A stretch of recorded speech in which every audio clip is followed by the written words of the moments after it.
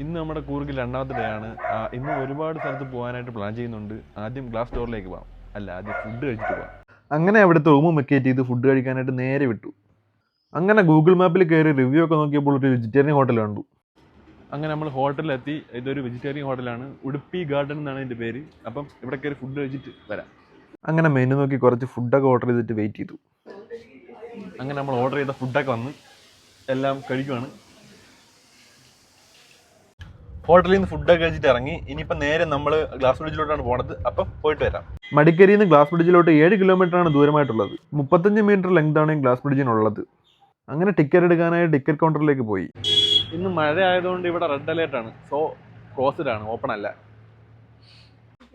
Glass ബ്രിഡ്ജിൻ്റെ അടുത്ത് തന്നെ ഒരു കോഫി പ്ലാന്റേഷൻ ഉണ്ട്. ഇപ്പം അങ്ങോട്ട് പോകാനായിട്ട് ടിക്കറ്റ് എടുത്തിട്ട് അങ്ങോട്ട് പോവാണ്. നമുക്ക് കയറാൻ പറ്റാത്ത ഗ്ലാസ് ബ്രിഡ്ജ് എല്ലാവരും കാണിച്ചു തരാം. കണ്ടോ?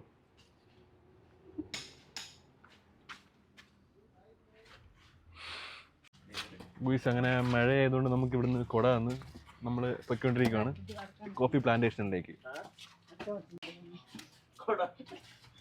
കയറിയോ? കുട പിടിച്ച് പോടാ.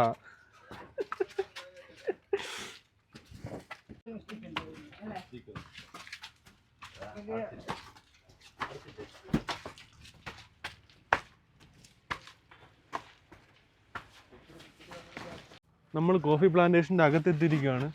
ഇവിടെ കയറാനായിട്ട് ഒരാൾക്ക് വരുന്നത് 100 രൂപയാണ്. ഈ കോഫി പ്ലാന്റേഷൻ്റെ ഉള്ളിൽ ആർട്ടിഫിഷ്യലായിട്ട് ഇങ്ങനെ ഓരോ കാര്യങ്ങൾ നിർമ്മിച്ചിട്ടുണ്ട്. പോണ വഴിക്ക് ഒരു വ്യൂ പോയിന്റ് ഉണ്ട്. അങ്ങനെ നമ്മളെല്ലാവരും ഇങ്ങോട്ട് കയറി. നല്ല വ്യൂ ഉണ്ട് ഇവിടുന്ന്.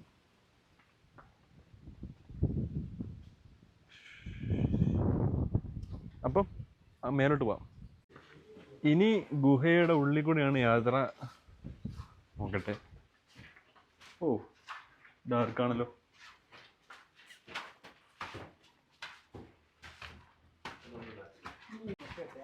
ഗുഹ കഴിഞ്ഞിരിക്കുകയാണ് ഗുയിസ്. ഗുഹയിൽ നല്ല ഇരുട്ടായതുകൊണ്ട് ഒന്നും കാണിക്കാൻ പറ്റിയില്ല. ബാക്കിയുള്ളത് കാണിക്കാം. ആർട്ടിഫിഷ്യലായിട്ട് ഗുഹ നിർമ്മിച്ചതുപോലെ ഇവിടെ ഒരു മരവും നിർമ്മിച്ചിട്ടുണ്ടായിരുന്നു. അതിൻ്റെ ഉള്ളിലൂടെയാണ് നടക്കേണ്ടത്. ഇതാണ് കോഫി പ്ലാന്റേഷനിലെ കാപ്പി.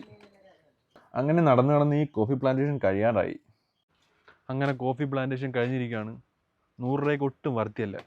ഇവിടെ വരുന്നവർ ഇത് അവോയ്ഡ് ചെയ്യണം മാക്സിമം. ഇനി ഇവിടുന്ന് നമ്മൾ പോണത് അബ്ബി വാട്ടർഫാൾസിലോട്ടാണ്. ഇവിടുന്ന് ഏകദേശം ഒരു 13 കിലോമീറ്ററാണ് അവിടത്തേക്കുള്ള ദൂരം. അപ്പം അങ്ങോട്ട് പോവാം. അങ്ങനെ നേരെ അബ്ബി വാട്ടർഫാൾസിലേക്ക് വിട്ടു. പോണ വഴിക്ക് നല്ല മനോഹരമായ കാഴ്ചകളൊക്കെ കാണുന്നുണ്ടായിരുന്നു. ഗുയിസ്, അങ്ങനെ നമ്മൾ അബ്ബി വാട്ടർഫാൾസിൽ എത്തിയിരിക്കുകയാണ്. ഇനി ഇവിടുന്ന് എവിടെയാണ് എൻട്രി? ഇവിടുന്ന് ടിക്കറ്റ് എടുത്തിട്ടാണ് അകത്തോട്ട് പോകാനുള്ളത്. നോക്കാം. അബ്ബി വാട്ടർഫാൾസിലോട്ടുള്ള എൻട്രി 10 രൂപയാണ് ടിക്കറ്റ്. അപ്പോൾ അകത്തോട്ട് പോവാം. ഈ അബ്ബി ഫാൾസിലേക്ക് പോണ വഴി 2 സൈഡും കോഫി പ്ലാന്റ്സ് നട്ടേക്കുവാണ്. അതിലൂടെയാണ് നമ്മൾ പോണത്. അത് പ്രൈവറ്റ് പ്രോപ്പർട്ടിയാണ്. എൻട്രി പോയിന്റിൽ നിന്ന് വാട്ടർഫാളിലേക്ക് കുറച്ചധികം ദൂരം നടക്കാനുണ്ട്. ഇങ്ങനെ നടക്കുമ്പോൾ ആ വെള്ളച്ചാട്ടത്തിൻ്റെ സൗണ്ട് നല്ല രീതിയിൽ കേൾക്കുന്നുണ്ട്. അങ്ങനെ ഫൈനലി നമ്മൾ അബ്ബി വാട്ടർഫാൾസിൽ എത്തിയിരിക്കുകയാണ്.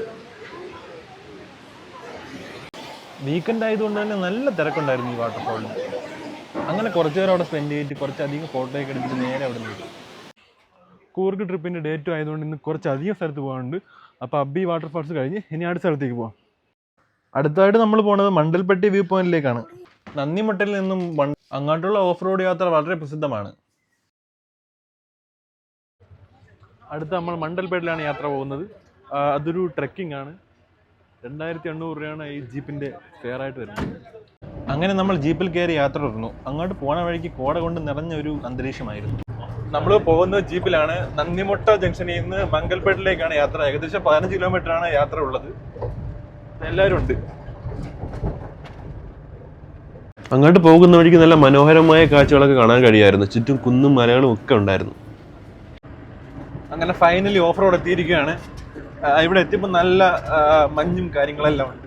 നല്ല പൊളിയാണ്. ഓഫ് റോഡ് അങ്ങോട്ട് കയറിയപ്പോഴേ കോട കൊണ്ട് മൂടിയ ഒരു അന്തരീക്ഷമായിരുന്നു. ചുറ്റുമുള്ള ഒന്നും കാണാൻ പറ്റാത്ത ഒരു അവസ്ഥയായിരുന്നു. ഇതാ ഇവിടെ തൊട്ട് അങ്ങോട്ട് സ്നാക്സും കാര്യങ്ങളൊന്നും അലൗഡ് അല്ലായിരുന്നു. അപ്പം അതെല്ലാം ഇവിടെ വച്ചിട്ട് വേണം പോകാനായിട്ടുള്ളൂ.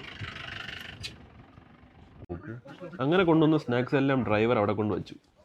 അപ്പം നമ്മൾ വീണ്ടും ഓഫ് റോഡ് യാത്ര തുടരാൻ പോവുകയാണ്. അപ്പോൾ ഓക്കെ, എല്ലാം കാണിച്ചു തരാം. കുറച്ചങ്ങോട്ട് പോയപ്പോഴേ നല്ല മോശമായിട്ടുള്ള വഴികളായിരുന്നു. അങ്ങനെ കുലുങ്ങിയുള്ള യാത്രയൊക്കെ നല്ല രസമായിരുന്നു. ഈ കൂർഗിൽ വന്നിട്ട് ആദ്യമായിട്ടാണ് ഇത്രയും കോട കാണുന്നത്. ഒരു രക്ഷയില്ല അതിൻ്റെ മണ്ടയിൽ. കിടിലം.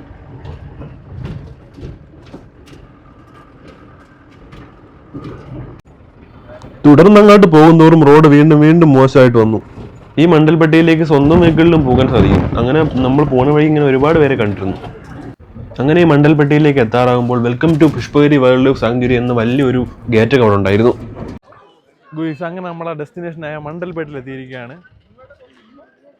കോട ഒരു രക്ഷയില്ലാത്ത കോടയാണ് ഇവിടെ.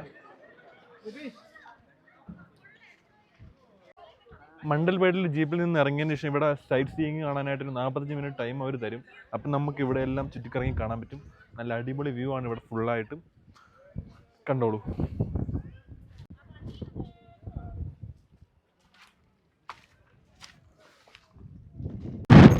മംഗൽപേട്ടിന്റെ ടോപ്പിലോട്ട് പോകുന്നതോറും നല്ല രീതിയിൽ കാറ്റ് പിടിച്ച് നല്ല രീതിയിൽ കോട എല്ലാം ഉണ്ട്.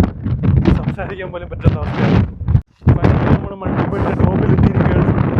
ടോപ്പിൽ നല്ല രീതിയിൽ കാറ്റും നല്ല കോടയുണ്ട്. ടോപ്പ് ഫുൾ നല്ല രീതിയിൽ കോടായതുകൊണ്ട് ചുറ്റുമുള്ള വ്യൂ ഒന്നും കാണാൻ പറ്റുന്ന രീതിയിലാണ്.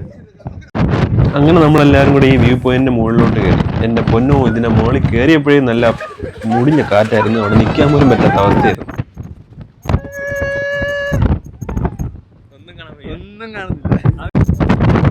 ഈ കോടയിൽ ഒരു 10 മിനിറ്റ് നിന്നപ്പോഴേ ശരീരം മൊത്തം നിറഞ്ഞ് വല്ലാത്തൊരു കാറ്റാണ് അടിക്കുന്നത്. രക്ഷയില്ല. ഇത്രയും കോട ഉണ്ടായതുകൊണ്ട് തന്നെ ഇത്രയും വ്യൂ ഒന്നും കാണാൻ പറ്റാത്ത അവസ്ഥയാണ്.